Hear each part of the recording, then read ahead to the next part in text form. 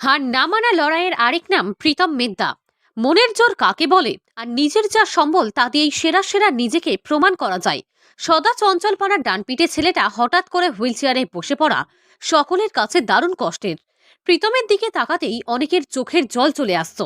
তবে কোনো অবস্থাতেই প্রীতম থেমে থাকেনি। সাধারণ জীবনযাপন অথবা হুইল চেয়ারে বসে নিজেকে বারবার সেরা সেরা প্রমাণ করতে চেয়েছে। নিখাত মনের জোর তাকে পৌঁছে দিয়েছে সফলতার শিখরে। সমস্ত প্রতিবন্ধকতা কাটিয়ে হুইল চেয়ার ম্যারাথনে সফলতা। প্রীতম মেদ্দা যে 2017 সালে মারাত্মক দুর্ঘটনার মুখে পড়ে, নিজের জীবন বদলে যায়। সেই সময় যে ডাংপিটে ছেলেটা হঠাৎ করে হুইল চেয়ারে বসে পড়ে। তবে এই যে জীবনের যে ছন্দ পতন হলেও নিজে কিন্তু একটুকু হার মানেন। নিজের যা সম্বল সেই দিয়েই নিজেকে সেরার সেরা প্রমাণ করার চেষ্টা করে চলেছে। যেমন অ্যাক্সিডেন্ট থেকে হার মেনে যায়, তো আমি বলবো হারটাকে না মেনে তোমরা যে মুভমেন্টে থাকো না কেন, তোমরা এগিয়ে এসো। হুইল চেয়ার আর তোমরাও খেলতে নিচ্ছ। হ্যাঁ, অ্যাকচুয়ালি ওর ইচ্ছাটা সব থেকে বেশি। ঠিক আছে, ওর ইচ্ছা যেহেতু আছে, আমরা কেন তাকে নেবো না, কেন খেলতে নেবো না? আমরা তো তাকে সাহায্য করা আমাদের দরকার। যখনই ও বলে আমি ব্যাট করবো বা এ করবো, আমরা নিজে থেকে অনেকটাই ওকে সাপোর্ট করি। ছোটবেলায় তো ঠিক ছিল, দুরন্ত খুব ছিল, খেলার দিকে ছটফট ছিল, কিন্তু হঠাৎ এমন টাইমে অ্যাক্সিডেন্ট বড় দেখে হয়ে গেল। তারপর নিজে থেকে নিজের শরীর যেরকম বিছানায় পড়ে গেল, দেখে খুবই কষ্ট হতো। আস্তে আস্তে 3 বছর পর আস্তে আস্তে সবকিছু করিয়ে আস্তে আস্তে আবার জীবনটাকে ফিরিয়ে নিয়ে এসেছি।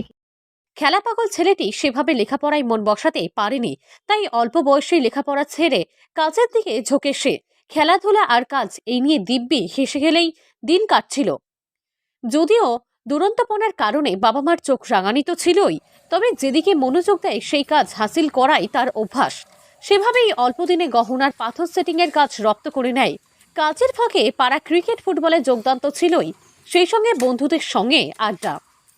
সাল 2017 হঠাৎই একটি দুর্ঘটনা প্রীতমের জীবনে কালো মেঘ নেমে আসে।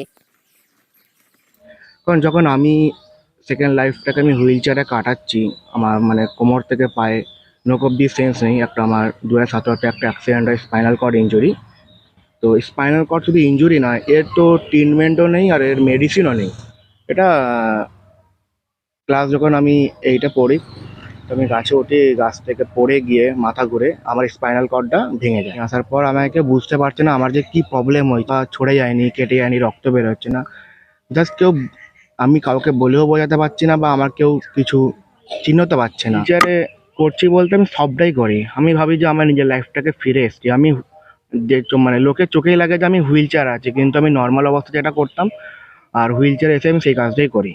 আমার তো মনে হয় না যে আমি হুইল চেয়ার আছি বলে। আগে যে খেলাধুলা খেলাধুলা বলতে আমি পাড়ার ছেলেদের সাথে আমি ক্রিকেট বলো, রাত্রিরে ব্যাডমিন্টন বলো, এমনি নিজে আমি ম্যারাথন করি। নর্মালভাবে রিকোয়েস্ট রাখবো আমাদের মাননীয় মুখ্যমন্ত্রীর কাছে যে আমাদের মতন যারা আছে হুইল চেয়ারে যেন রোজগারে একটা কিছু ব্যবস্থা করে দিলে আমরা খুব খুশি হব। কি স্বপ্ন রয়েছে তোমার? জীবনে দেখা এত কিছু যখন নিজেকে রিকভার করছে, আশা করছে আমি নিজে ন্যাশনাল খেলবো, কিন্তু আর্থিক সমস্যার জন্য আমি এগোতে পারছি না। নিজের সোশ্যাল মিডিয়ার দৌলতে বন্ধুত্ব হয় যাদের এমনই সমস্যা রয়েছে, আর এখান থেকেই জীবনের দ্বিতীয় অধ্যায় শুরু হয় প্রীতমের। 4 বছর আগে যখন প্রীতমের কাছে উঠে দাঁড়ানোর ভরসা তার ক্যাচার, সে সময়ে কলকাতায় অনুষ্ঠিত হুইল চেয়ার ম্যারাথনে অংশগ্রহণ করেছিল বন্ধুর থেকে ধার করা হুইল চেয়ার নিয়ে, শুধুমাত্র মনের জোর। এই কয়েক বছরে এ পর্যন্ত প্রায় 14 থেকে 15টি ম্যারাথনে অংশগ্রহণ করে একাধিক সফলতা। পাশাপাশি পাড়ায় বন্ধু বান্ধবদের সঙ্গে ক্রিকেট কিংবা ব্যাডমিন্টনে খেলে দিনের বেশ কিছুটা সময় কাটে তার। হাওড়া থেকে রাকেশ মাইতির রিপোর্ট, লোকাল 18 বাংলা।